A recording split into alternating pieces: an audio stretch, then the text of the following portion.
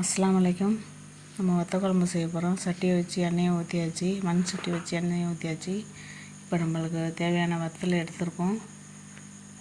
பூண்டு அதோடு சேர்த்து உரிச்ச பூண்டு வச்சுருக்கோம். அதோட கத்திரி வத்தல், கொத்தரை வத்தல் எல்லாம் போட்டு நம்ம வதக்கிட்டோம். அதோடு சுற்றி இது தூதுவளை இலை. தூதுவளை இலையை வந்து குழந்தைங்க சும்மா சாப்பிட மாட்டாங்க. நம்ம எதுலையாச்சும் சேர்த்து கொடுத்தா தான் உண்டு. நம்ம அதோட அந்த வத்தலோடு சேர்த்து இந்த இலையையும் வதக்கிக்கலாம். நல்லா கிண்டுங்க.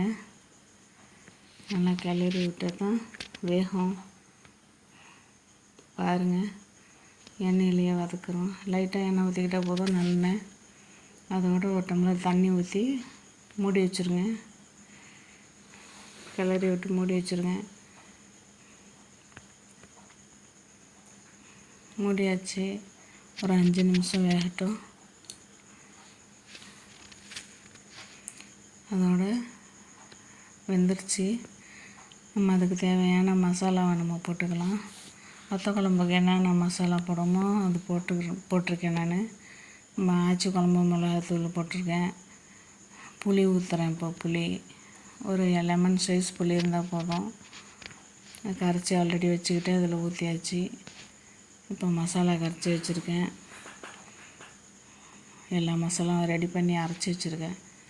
ஆச்சி குழம்பு தூள் மிளகா கொஞ்சம் சேர்த்துருக்கேன். அது போட்டால் நல்லாயிருக்கும். வத்த குழம்புக்கு நம்ம என்ன மசாலா சேர்க்குறோமோ அது சேர்த்தா போதுங்க. தனியாக அதுக்காக தான் சேர்க்க வேணாம். நல்லா ருசியாக இருக்கும். இந்த இலை போட்டிருக்குமே, இந்த இலை வாசனை வரும்லாம் நினைக்காதீங்க. சளிக்கு அவ்வளோ நல்லதுங்க. நெஞ்சு சளி, கபம் அதெல்லாம் எடுத்துரும். நெஞ்சில் கொஞ்சம் நெஞ்சம் ஒட்டி இருக்கிறத கூட இது சரி பண்ணிவிடுங்க. மலத்து மூலயமா வெளியாக்கிறோம். மசாலாலாம் கரைச்சி ஊற்றியாச்சு. இப்போ தக்காளி அரைச்சி வச்ச தக்காளி அதில் சேர்த்துக்கலாம். நம்ம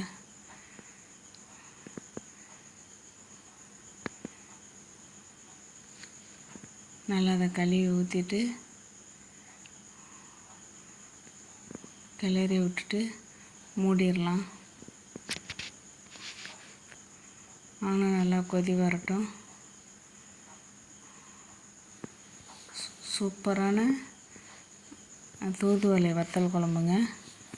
செம்ம டேஸ்டியாக இருக்குங்க. நம்ம கல் உப்பு சேர்த்துக்கலாம்.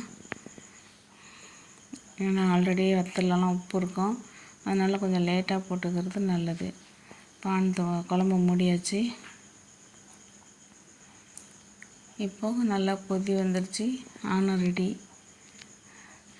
இது நிசா குயின் சேனல். இந்த சேனல் உங்களுக்கு பிடிச்சிருந்துச்சுன்னா லைக் பண்ணுங்கள், ஷேர் பண்ணுங்கள், சப்ஸ்கிரைப் பண்ணுங்கள். ரெடி ஆகிடுச்சு. நன்றி, வணக்கம். நீங்களே இதே மாதிரி செஞ்சு சாப்பிடுங்க.